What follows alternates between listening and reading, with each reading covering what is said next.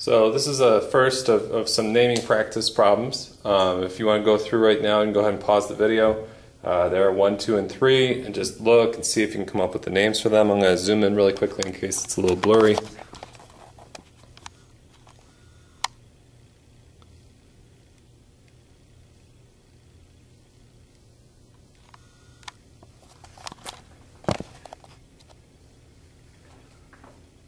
Alright, so when naming this top one, okay, 1, 2, 3, 4, 5, 6 carbons, we've got a methyl group here, we've got a fluoro group here.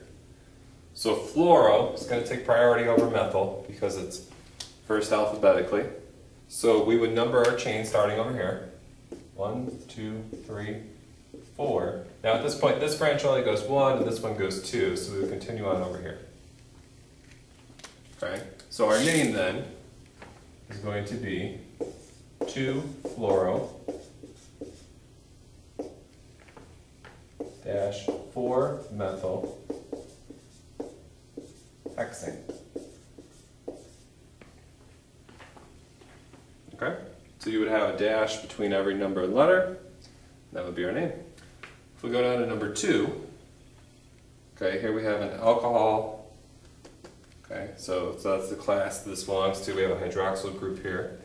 And then over here, a lot of people will put this as an ethyl group, but really this is part of the main chain, and this would be my methyl group. Okay, the alcohol is going to take priority over a methyl group. And so I would start numbering from here. I'm going to go 1, 2, 3, 4, and then my chain continues on down here because that's longer than just going on that one over there. So I have hexane again. Okay, I have to name an alcohol in it on the second carbon, and I have a methyl group attached to the fourth carbon. So the way I would name this, according to IUPAC, would be 4-methyl, oops, no dash, and then it would be hexane. But instead of the E, I'm going to take that off, and I'm going to put that this is hexane-2-ol. So 4-methyl hexane-2-ol would be the name of number 2.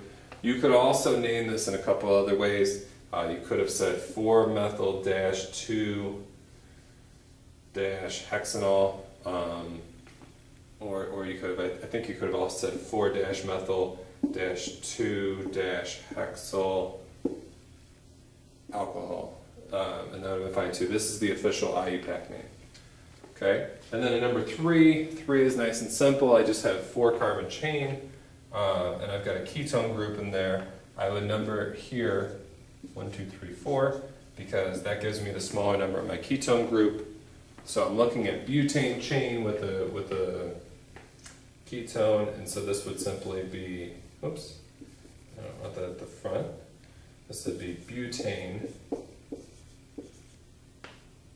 But I would drop the E, put that it's on the second carbon, and it would be butan-2-one.